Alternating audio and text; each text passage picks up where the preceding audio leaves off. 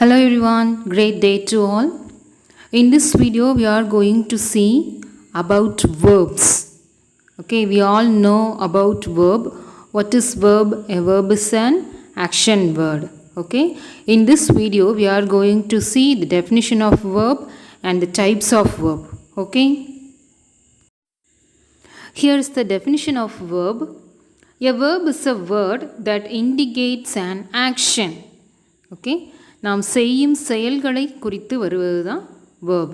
Okay, not only human beings but also birds, animals and etc. Okay, in simple terms we can say it is an action word. Now we are going to see the types of verb. Okay, here I have given a picture for verbs, types of verbs. Okay, to make you to understand easily. பாருங்கம்மா, verbsங்கிற tree வந்து first ரெண்டு கிளையாக பிரிஞ்சிருக்கா. அதில் ஒன்று main verb, இன்னொன்று auxiliary verb. வேர்பை ரெண்டாக பிரிக்கிறோம், main verb, auxiliary verb. Okay, main வேர்போட கிளைகள் பாருங்கள், regular, regular verb, irregular verb. அப்புறம் transitive verb, intransitive verb. Okay, இது மெயின் வேர்போட கிளைகள். ஆக்சிலரி அப்படின்னா ஹெல்பிங் வேர்ப். சரியா, ஹெல்பிங் வேர்பு தான் ஆக்சிலரி வேர்புன்னு சொல்கிறோம். அதில் ரெண்டு இருக்குது, ரெண்டு கிளை போட்டிருக்கேன்னா, ப்ரைமரி அண்ட் மாடல்ஸ். சரியா, ப்ரைமரி வேர்ப்ஸ், மாடல் வேர்ப்ஸ்னு சொல்லுவோம். ஓகே, புரிஞ்சிருக்கும்னு நினைக்கிறேன். வேர்ப்ஸுங்கிற ட்ரீயை ரெண்டாக பிரிச்சிருக்காங்க. ரெண்டு கிளை போயிருக்குல்ல, main verb, auxiliary verb. Main வேர்பில் என்னெல்லாம் இருக்குது? ரெகுலர் வேர்பு, இர்ரெகுலர் வேர்பு இருக்குது. அது போக ட்ரான்சிட்டிவ் வேர்ப், இன்ட்ரான்சிட்டிவ் வேர்ப் இருக்குது. ஆக்சிலரி வேர்பில் primary and modal. Okay, till now we have seen the two major types of verb, isn't it? அதில் main waybill regular verb, irregular வேர்புன்னு பார்த்தோம். இப்போ regular வேர்போட examples பார்க்க போகிறோம். ஓகே, ரெகுலர் வேர்ப் அப்படின்னா நீங்கள் ஈஸியாக ஞாபகம் வச்சுக்கிறதுக்காக சொல்கிறேன். கொஞ்சம் நல்ல பசங்க நம்மளுக்கு ஞாபகத்தில் வச்சுக்கிறதுக்கு ரொம்ப கஷ்டப்படுத்த மாட்டாங்க. By seeing the example you can understand. Okay, why I am saying like this. First one பாருங்கள், invite is a present form, invited is a past form, and invited, இன்னொரு invited போட்டிருக்கேன்னா அது past participle form. Okay, so இதில் ஈல வந்து முடிஞ்சிருக்கு, அந்த word வந்து ஈல முடிஞ்சிருக்கு. So you have to add only D மட்டும் ஆட் பண்ணால் போதும். நீ பாஸ்ட் டென்ஸும் மேக் பண்ணிடலாம், பாஸ்ட் பார்ட்டிசிபிளும் மேக் பண்ணிடலாம். ஓகே, செகண்ட் ஒன் பாருங்கள், ப்ரே, ப்ரேட், ப்ரேடு. ஓகே, இதில் வந்து வெறும் ஈடி மட்டும் சேர்த்தா போதும், பாஸ்ட் டென்ஸும் மேக் பண்ணிடலாம், பாஸ்ட் பார்ட்டிசிபிளும் மேக் பண்ணிடலாம். ஓகே, தேர்ட் ஒன் பாருங்கள், ட்ரீம், ட்ரெம்ட், ட்ரெம்ட். இதில் அந்த வேர்டை அப்படியே போட்டு கூட டீ மட்டும் சேர்க்குறோம்.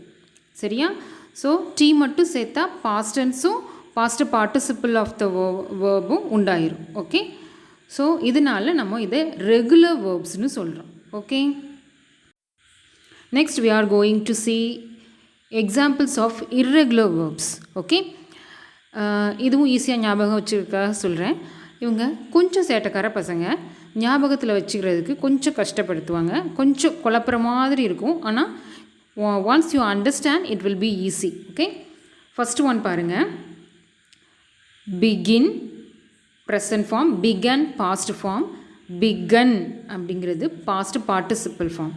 அதாவது அந்த வேர்ட்ஸுக்குள்ளேயே ஒரு மாற்றம் ஏற்படும். சரியா, ஃபஸ்ட்டு ஒன்னில் ப்ரெசன்ட் ஃபார்மில் ஐ போட்டிருக்கோம், பாஸ்ட் ஃபார்மில் பிகானுக்கு ஏ போட்டிருக்கோம், பாஸ்ட் பார்ட்டிசிபிளில் யூ போட்டிருக்கோம், BEGUN போட்டிருக்கோம். ஓகே, செகண்ட் ஒன் பாருங்கள், second example, sleep, slept, slept. Okay, அந்த வேர்டு வந்து சேஞ்ச் ஆகிருக்கா. தேர்ட் ஒன் பாருங்கள், கட், கட், கட். இதில் வந்து பாஸ்ட் ஃபார்மும் அதுதான், பாஸ்ட் பார்ட்டிசிபிள் ஃபார்மும் அதுதான்.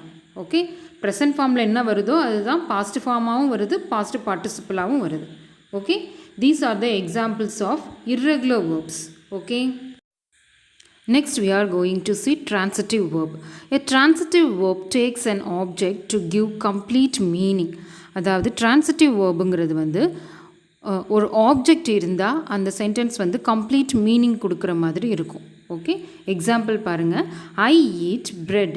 ஐ subject, eat verb, bread object. Okay, இதில் அந்த ப்ரெட்டை விட்டுட்டு ஐ ஈட்டுன்னு பாருங்கள், அது ஏதோ இன்கம்ப்ளீட்டான சென்டென்ஸ் மாதிரி இருக்குல்ல.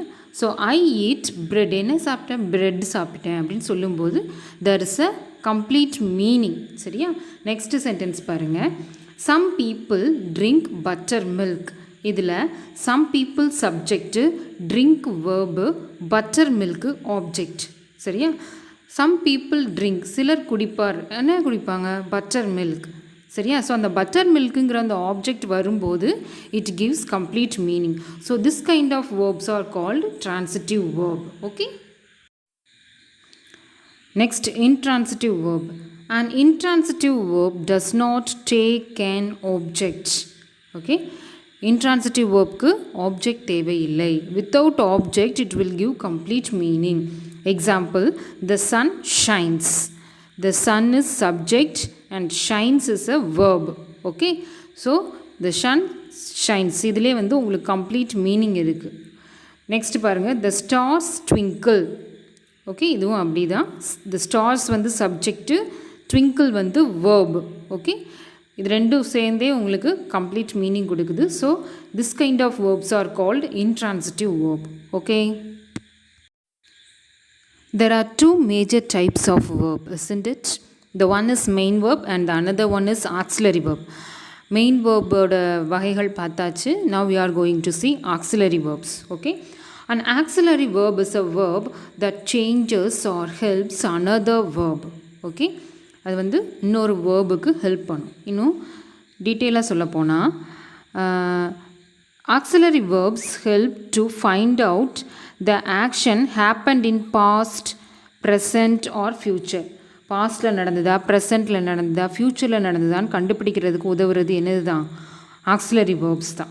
Okay, for example, she is writing.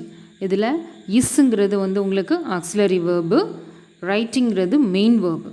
Okay, இந்த இஸ்ஸுங்கிறது ப்ரெசன்ட் ஃபார்மாக குறிக்குது. அப்போ அவள் இப்பொழுது எழுதி கொண்டிருக்கிறாள் அப்படின்னு வரும். சரியா? ஷீ வாஸ் ரைட்டிங் அப்படின்னு சொல்லி வரும்போது அந்த வாஸுங்கிறது வந்து பாஸ்ட் டென்ஸை குறிக்கும். ஸோ பாஸ்ட், அவள் எழுதி கொண்டு இருந்தாள் அப்படின்னு சொல்லி வரும். சரியா? ஸோ அந்த காலத்தை உணர்த்துறதுக்கு இந்த ஆக்சிலரி வேர்ப்ஸ் உதவுது. ஓகே, அப்புறம் மாடல் வேர்ப்ஸ்னு ஒன்று பார்த்தோம். மாடல் வேர்ப்ஸ் என்னெல்லாம்னா can, could, may, might, must, shall, should, will, would, அதெல்லாம் வந்து மாடல் வேர்பில் வந்துடும். Okay, list of auxiliary verbs கொடுத்துருக்காங்க பாருங்கள்.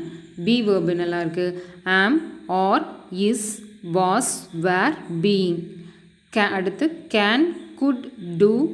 டூ வேர்ப்ஸ் என்னெல்லாம் இருக்குது பாருங்கள். Do, did, does, doing. Have verb பாருங்கள். Had, has, having. அடுத்து may, might, must, shall, should, will, would.